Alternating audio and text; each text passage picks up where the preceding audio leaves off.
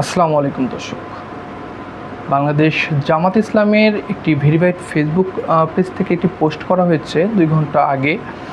রাষ্ট্রপতি নির্বাচনে বিরোধী দলের অংশগ্রহণকে সরকার সংকীর্ণ দৃষ্টিতে মূল্যায়ন করেছে।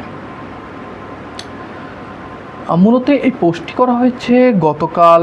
সালাউদ্দিন সাহেব মিডিয়ার সামনে একটি মন্তব্য করেছিলেন। তিনি বলেছিলেন, বিরোধী দল সাংবিধানিক প্রক্রিয়া মেনে যদি রাষ্ট্রপতি নির্বাচন করে থাকে তাহলে বিদ্যমান সংবিধান অনুযায়ী সংবিধান সংস্কার পরিষদের তারা যে শপথ নিয়েছেন সেটা সাংবিধানিকভাবে ঠিক না, এই স্বীকৃতি তারাই দিলেন।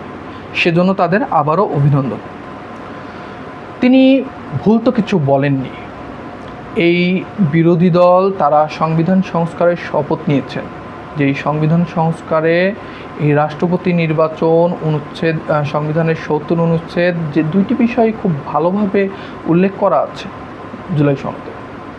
রাষ্ট্রপতি নির্বাচনের বিষয়ে বলা আছে যে প্রকাশ্য ভোট বাতিল করে সব সংসদ সদস্যকে স্বাধীনভাবে ভোট দেওয়ার অধিকার দিতে হবে, যেন তারা তাদের পছন্দের প্রার্থীকে ভোট দিতে পারে।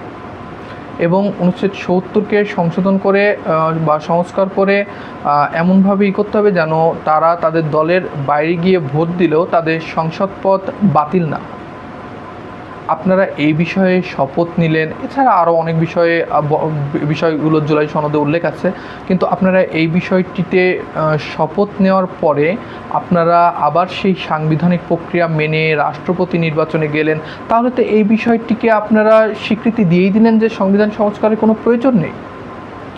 আজ পর্যন্ত একটি দাবিও এই সরকারের নিকট থেকে আপনারা আদায় করতে পারেননি। একটি বিরোধী দলের ভূমিকা কি এমন হওয়া উচিত? এই নির্বাচনে ৩৪৯টি ভোট ছিল, তার মধ্যে ২৫৫টি পেয়েছে সরকার দলীয় প্রার্থী অর্থাৎ মহামান্য রাষ্ট্রপতি মির্জা ফখরুল ইসলাম আলমগীর সাহেব। আর ৮৮টি ভোট পেয়েছেন জামাত জোটের মনোনীত প্রার্থী কর্নেল অবসরপ্রাপ্ত অলি আহমেদ। ৬ জন প্রার্থী ভোটই দেননি। ৬ জন প্রার্থীর মধ্যে অন্যতম একজন প্রার্থী ছিলেন রুমিন ফারহানা, যিনি স্বতন্ত্র নির্বাচনে জয়ী হয়ে এই সংসদে এসেছেন। তার ভোট না দেওয়ার পেছনে ৩টি কারণ তিনি উল্লেখ করেছেন। তিনি প্রথম কারণ বলেছেন, যে ভোটে অনিশ্চয়তা নেই, যে ভোটের ফলাফল মানুষ আগে থেকেই জানে, সেটি ভোট না, সেটি ভোটের মধ্যে পড়তে পারে না।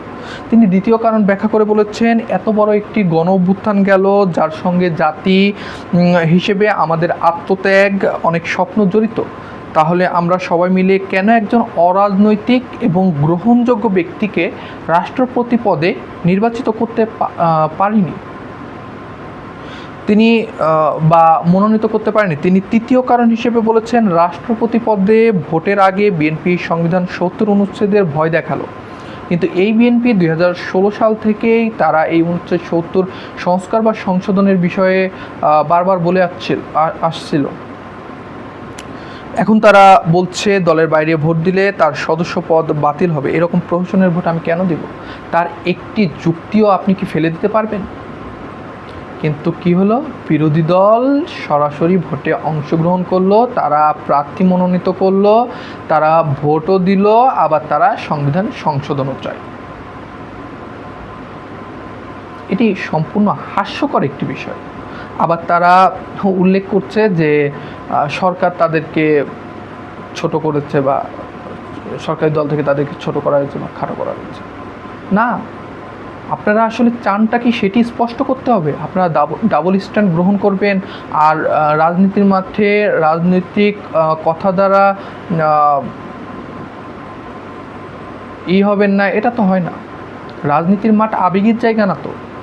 রাজনীতির মাঠ অনেক শক্তিশালী একটি জায়গা।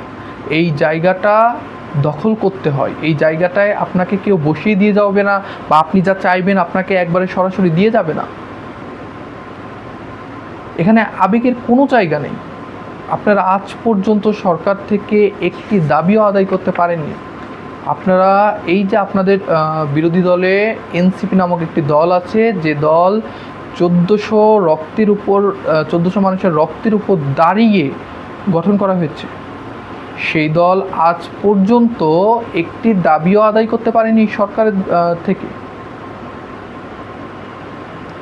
এমনকি এই যে বিরোধী দলের দায়িত্বে আছেন, বিরোধী দলের দায়িত্ব পালন করছেন জামাত সহ আরও এই যে 11 দলীয় জোট, তারা এখন পর্যন্ত শক্ত কোনো অবস্থানেই যেতে পারেননি। তো আপনাদের যে বিষয়ে সালাউদ্দিন সাহেব বলেছেন, ভুল কিছু বলেননি তো, তিনি তো সঠিক বলেছেন। কারণ আপনারা তো ডাবল স্ট্যান্ড গ্রহণ করছেন, তো আপনারা ডাবল স্ট্যান্ড তো গ্রহণ করতে পারেন না। রাজনীতি করলে সালাউদ্দিন সাহেবের মতো রাজনীতি করা উচিত। তার ব্যাপক নলেজ, তার যে নলেজ, সেই নলেজ দিয়ে আপনাদেরকে রাজনৈতিকভাবে মোকাবেলা করেছে। আপনারা করতে পারেন না। আপনারা বলছেন গণতান্ত্রিক বিষয়ে আমরা সহযোগিতা করছি। ভাই, গণতান্ত্রিক বিষয়ে সহযোগিতা করছেন, আপনারা ডাবল স্ট্যান্ড গ্রহণ করছেন। আপনারা সংবিধান সংস্কারও চান, আবার এই যে সাংবিধানিকভাবে যে ভোটটি হলো প্রকাশ্য ভোট, সেই ভোটেও অংশগ্রহণ করলেন। যে ভোটের ফলাফল সবাই জানতো, সবাই জানে যে এই ভোটের ফলাফল কী হবে, এমনকি আপনারা জেনে বুঝে সেই নির্বাচনে অংশগ্রহণ করলেন।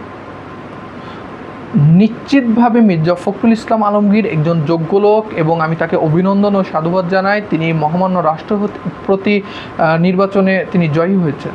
তার ত্যাগ, তার দলের প্রতি যে পরিশ্রম, দলকে 16 বছর তিনি যেভাবে আগলে রেখেছেন, তাতে তার দল তাকে যেভাবে মূল্যায়ন করছে, দলকেও ধন্যবাদ দিতে হবে। তিনি অবশ্যই একজন যোগ্য লোক, কিন্তু নির্বাচনের পদ্ধতি নিয়ে, নির্বাচনের সিস্টেমে এই যে বিরোধী দল যে একাত্মতা প্রকাশ করে নির্বাচনে অংশগ্রহণ করলো, সেই বিষয়ে আমার ঘোর আপত্তি আছে। এবং তারাই আবার জানাচ্ছে যে এই বিষয়ে এই যে সালাউদ্দিন সাহেব যে মন্তব্য করেছেন, তার প্রতিবাদ জানাচ্ছে। রাজনীতি এভাবে হয় না। বিরোধী দলের ভূমিকা অনেক শক্তিশালী হওয়া উচিত।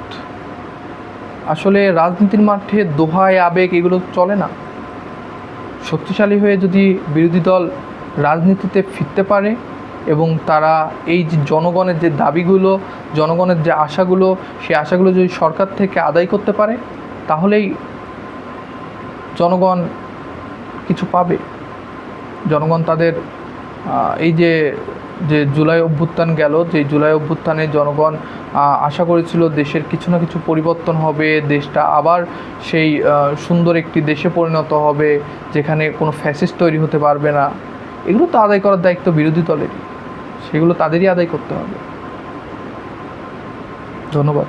Always stand for truth and justice.